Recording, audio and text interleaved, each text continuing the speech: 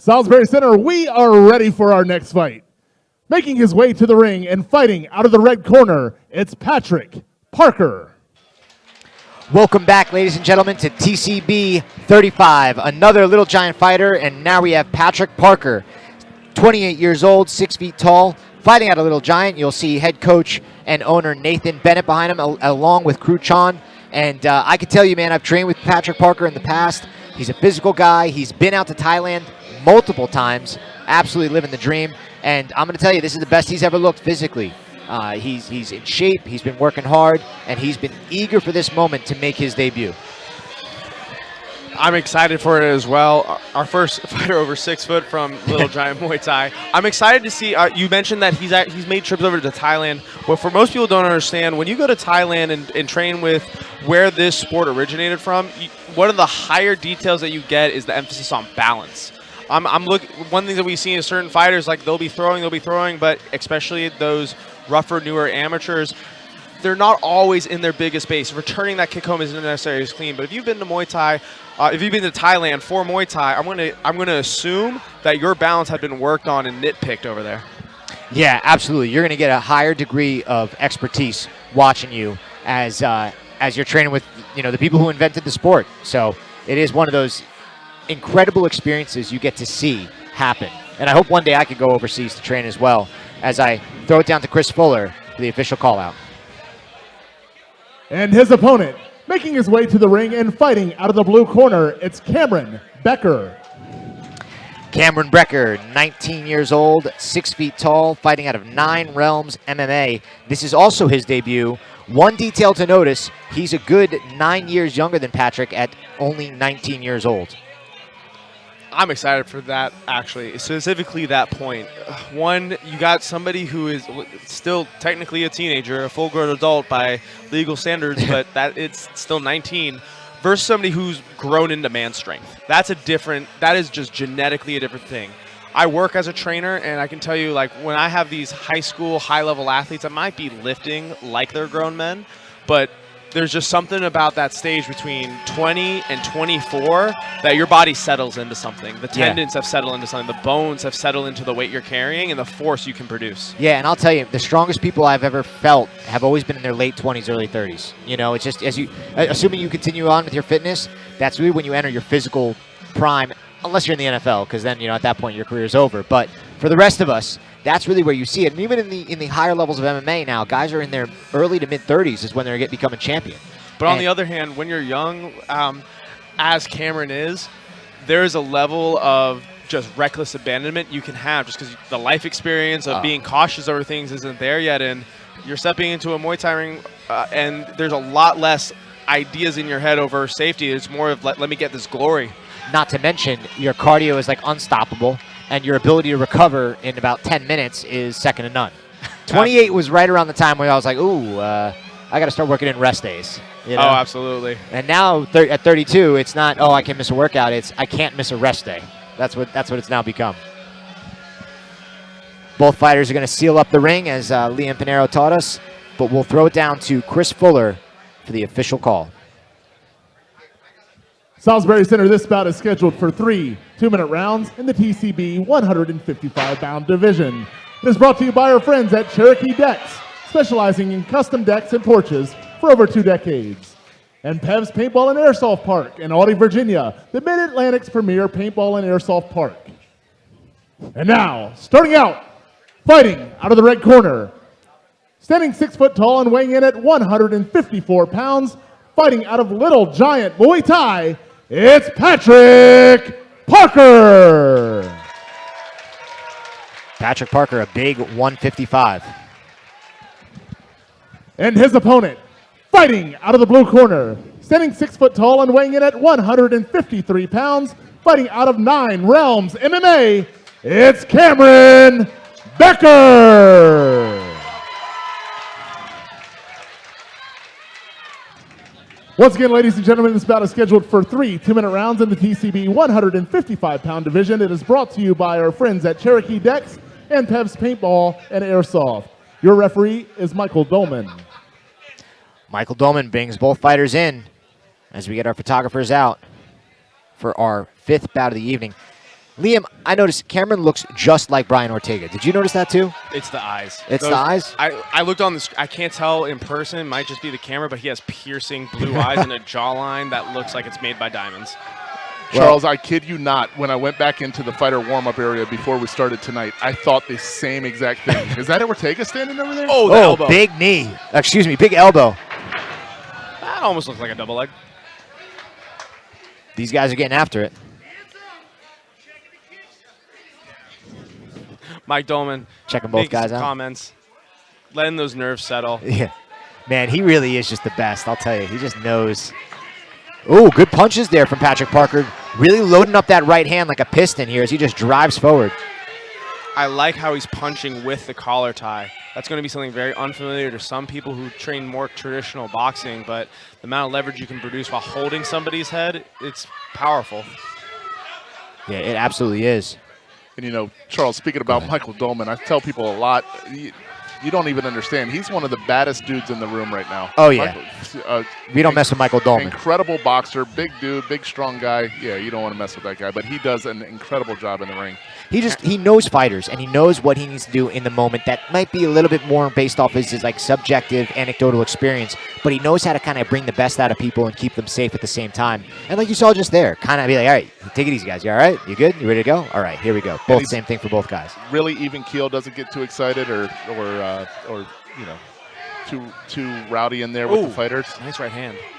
Both fighters are landing a good amount of damage here. Cameron's starting to actually pop off and find his own shots. Only thing I'd like more from Cameron, some off-balancing, some movement. You're seeing him be the one who has to step their feet more. Parker's looking a little bit fatigued here. He's got some good control, but if you look at his punches, they're starting to get somewhat labored, and now he's walking in. He likes that single collar tie, but if you're holding somebody and staying tight, it's going to get real difficult to snap those punches. And Cameron's constantly firing his own right hand over that left tie and under it. And that was the end of the first round. A lot of pressure, though, from both guys here in their debut. A very active first round. We'll see Nate Bennett over there in the corner giving his advice. I want to make one comment about Patrick Parker's left hand. When he walked back, that thing never came up. His right hand was he was way more willing to move it. That left one dangled like it was dead weight. I'm not going to tell anybody that it's not going to be of use, and he's not going to throw it and hold and be strong with it, but I can tell you right now, he's probably feeling a lot of lactic acid buildup in that arm, a lot of blood, just kind of not really feeling the strength he normally feels in a training room going into a second round. Yeah, and then you look over at Cameron, who looks so relaxed, taking instructions, breathing heavy, but standing up and just, you know, again, that young recovery, and clearly a guy who's trained hard and is in very good shape. You know, the other thing I'll tell you about Parker is when you know somebody's been wanting this moment for so long, it keeps getting built up and built up and built up. And now, you know, you're really magnifying that adrenaline dump. Let's see how they start. Parker constantly wants to fire some kind of kick right off the glove touch. Ooh. Looks like there was a slip there, and then it looked like the kick on the way up. Hard fall, though, even if it was a slip. And sometimes it's that tape. Oh, big right hand. That rocked him. Parker got rocked there. Oh, another one. Can Cameron keep enough space to keep firing, or will he let the clinch happen and recover? And he's reaching right now. He's got to stop reaching, and he's got to stay tight. You can see his head he is very dazed right now. Oh, his eyes are glassy right now, Charles. I'd like to see Parker get his, I call horns in the neck, get that forehead a little more attached to his partner. Oh, another big right hand and a big left hook. Michael Dolman's thinking about stopping this here. Cameron's landing some really good punches. Parker's fighting back. He's fighting the clinch, but he's just not getting his hands up, and it's the punches that are just landing. Good tee. That affected Cameron a little bit. I hope we get to see a replay of that first big shot, because just fight juice flew all over the place. It looked like fireworks in the ring down here. And it was right off the break, too, which is so often when sometimes these things will happen. You separate, you break, you go to reset, and then next thing you know, there's that shot. And yeah, Parker looks like he's still dazed here. His body language is not something I'm happy with. Those knees are good and they're sneaking. They will affect Cameron, but it's everything else. It's everything else. It's the attitude. It's not face your partner. It's not get right back to your guard high. And you know, I will say one of the things about his training. Oh, clearly, straight covering up though. Yeah, big knees, big elbows. Now he's getting some momentum back. You know, when that's your default, your safe zone is in the clinch, firing knees. That's not a bad safe zone. It's when you exit that, that's when you have to be careful and you have to avoid getting those hard shots. And it looks like the tide is turning here a little bit because even though he was rocked and dazed, he's landed the more shots in the clinch. Very good shin shield right there. Parker's strength is his knees in the clinch. Cameron's strength is his punching and at distance. I think the biggest thing, if I'm Cameron's corner, is do not accept a clinch. Stop trying to pot shot in there. Get your separation, land your damage. Yeah, absolutely. And you know, right now it's just you want to touch him. Just keep touching him. Just keep touching him. You know, make as much contact as you can, as safely as you can. You know, when I say safely, without overcommitting. But it's, I'll tell you, man, Parker took some really heavy shots there, and the fight was almost over. And you got to give him credit. He took some huge shots. He was glassy-eyed for most of that round there, and still stayed in the fight. He looks like he's recovering in this moment. Look, and if you look at partner, you see a corner that's really trying to get their fighter animated, trying to get him to breathe, even a few slaps to the face after being dazed. I'm not really sure how medically sound that is, but from an attitude point, I'm not mad at it. Dude, Kruchan had, I mean, I think he's had like 350 Muay Thai fights. He grew up in Thailand. He knows what he's doing. And I've seen him have some very unique coaching trends, but I'll tell you, I've learned from him. I mean, there's a lot there. And Parker flexing, looks like he's ready to go. He's still not looking good from where I'm looking. The facial expressions are where I'm seeing it, but Big deep breath going into this third round. he's coming out hard. I like that he tied up immediately. I don't think he should be trying to spend too much time at space. Big knee just got Good through knee. there. Good punches, good elbow. Good right hand there. Oh, he's really mixing it up. Good right hand from Cameron as well. But There are no knees to the head allowed in this bout. I would say if they were, it would be a strength of Patrick's. Right now, I'm liking his work in that clinch, though. he's just going to keep driving forward here. I think this is where we're seeing some of that debut decision-making rust on Cameron. This, I wouldn't say running forward into these clinches is really helping him out. He's honestly giving Parker the conditions he needs for success. Another big knee there from Patrick Parker.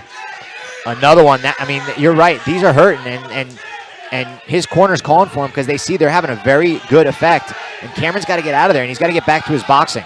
I'd also really like Parker to start sweeping. You have your man tired, sluggishly bringing a leg up and down. It'd be a great time to hit a trip, hit a sweep.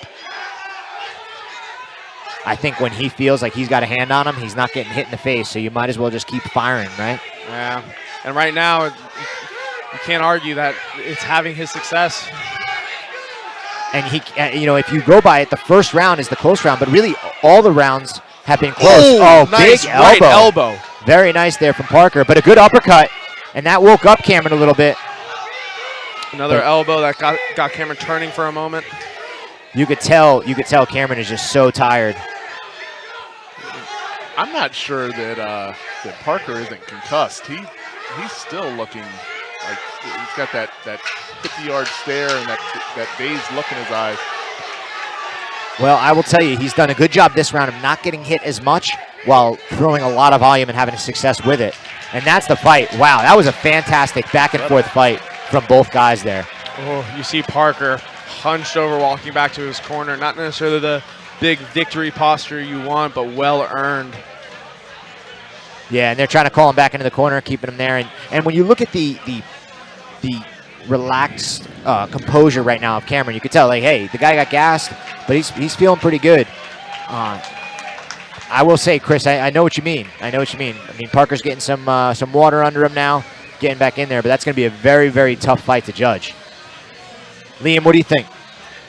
I give it to Parker, even though he had that big rocking moment, only because I think the clinch in the third and the clinch in the first, I would have a hard time ever giving him the second, though, just with how much damage he visibly showed. Yeah, I mean, that was a big, big shot. And again, off the break, like we talk about, I mean, I could really see this one going either way. It's going to be a tough call, but a really tremendous performance from both guys. Man, that's a tough fight to have as your debut.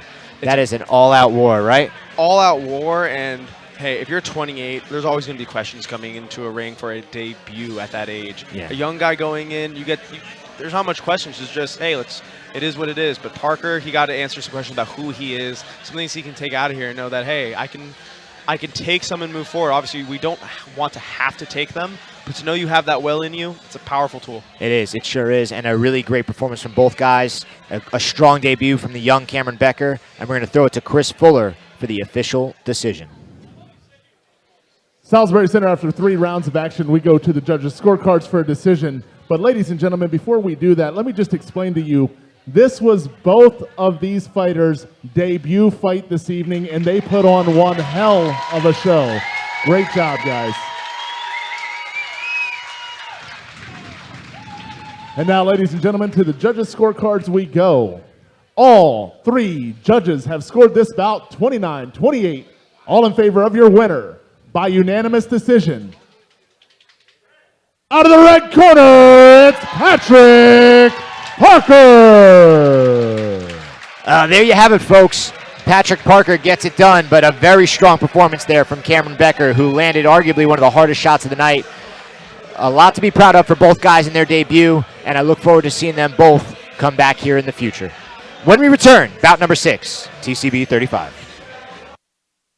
Like and subscribe to TCB.